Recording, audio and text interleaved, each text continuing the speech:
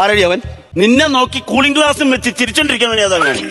അയ്യോ ദേ അരുണേട്ടൻ. അവനെന്തിനാ നിന്നെ നോക്കി ചിരിക്കുന്നത്? എന്നെ ചേട്ടാ ഞാൻ ബി ഡിവിഷനിലും അവൻ എയും എടാ നീ എ അല്ലേടാ? പറയണ്ടേ, അവനെ കണ്ണറിയാം, അവനെ വേയിലായിരിക്കും. അറിയാം. കൂടുതൽ ചിരിക്കണ്ട. നിന്റെ കൂളിംഗ് ഗ്ലാസ്, നിന്റെ വേഷോ, നിന്നെ ഞാൻ ഇന്ന് പൊക്കും. ഹായ് ശാലിനി. ചുറ്റിന്ന് ആക്രമണമാണോ? ഹനുമാനോ? എന്നിട്ട് ഇവന്റെ വാലിംഗത എവിടെയാണോ? എന്റെ പൊന്നു ചേട്ടാ, ഹനുമാനല്ല അനിമോൻ, എന്റെ കൂട്ടുകാരനാ. ഈ 10ലെ തത്താന്ന് പറഞ്ഞ ഈ വാട്സപ്പ് ഗ്രൂപ്പ് ഉണ്ടല്ലോ, അതിന്റെ അഡ്മിൻ അവൻ. ഞാനാണ്. ഇപ്പൊ ഇവനാണല്ലേ തത്തകൾക്കിടയിലെ കോഴി. കോഴിന്നൊന്നും വിളിക്കല്ലേ നീ അവന്റെ മുഖത്തിന് നോക്കിയേ. ഇവന്റെ മുഖത്തിന് നോക്കി അവനെ കോഴി എന്നല്ല വിളിക്കേണ്ടത്, കാടാന്ന് വിളിക്കണം. കാട. 1000 കോഴി കാടയില്ലേ? അവൻ ഒരു കോഴി നിൽക്കുന്ന കേസല്ല. എന്താണ് നിങ്ങൾ എന്താണ് പ്ലാനിങ്? അതെ ചേട്ടൻ നിന്നെ പറ്റി ചോദിക്കുമായിരുന്നു എന്റെ അടുത്ത്. ഇവനെനിക്കറിയാം.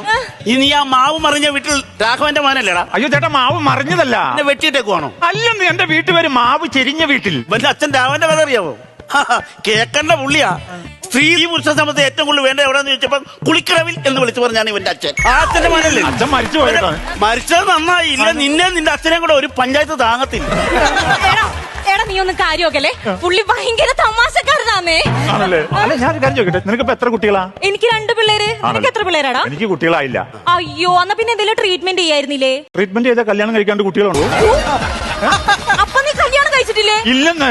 എടാ എന്താണ് ഇത്ര നാളായിട്ട് നീ കല്യാണം കഴിക്കാഞ്ഞേ? ശരിക്കും പറഞ്ഞാലേ എന്റെ പങ്കാളിയെ കുറിച്ച് എനിക്ക് സങ്കല്പം ഉണ്ട്, അതാണ്. അത് ഇത്ര സങ്കല്പിക്കാനൊന്നുമില്ല. പാൻപാകം ചോദിച്ച് ചെവിയിൽ ഹെഡ്ഫോണും വെച്ചിട്ട് നടക്കും. ആര്? ബംഗാളി. നീ ബംഗാളി അല്ലെന്ന്. എന്റെ പങ്കാളിയെ കുറിച്ച് എനിക്ക് സങ്കല്പം. പങ്കാളിയെ കുറിച്ചുള്ള സങ്കല്പം ഞാൻ പറഞ്ഞത് എനിക്കറിയാം. ഒന്ന് പറഞ്ഞു. വെളുത്തിട്ട് പൊക്കം കുറിഞ്ഞ് ചുണ്ട മുടി.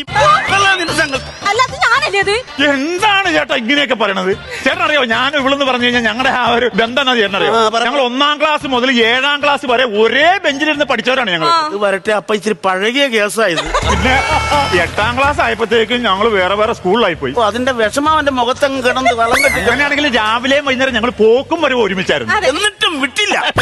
പിന്നെ ചേട്ടാ സംഭവം എന്തറിയാ, ഡിഗ്രി ആയപ്പോഴത്തേക്കും ഉണ്ടല്ലോ ഞങ്ങൾ എങ്ങനെയാണെന്നറിയാമല്ലോ കറങ്ങി തിരിഞ്ഞ് ഒരേ കോളേജിൽ തന്നെ വന്നു. അവസരങ്ങൾ കൊടുക്കും. തലേ വരച്ച കമ്പ് കൊണ്ട് ഏറെങ്കിലും കിട്ടിയാൽ മതി.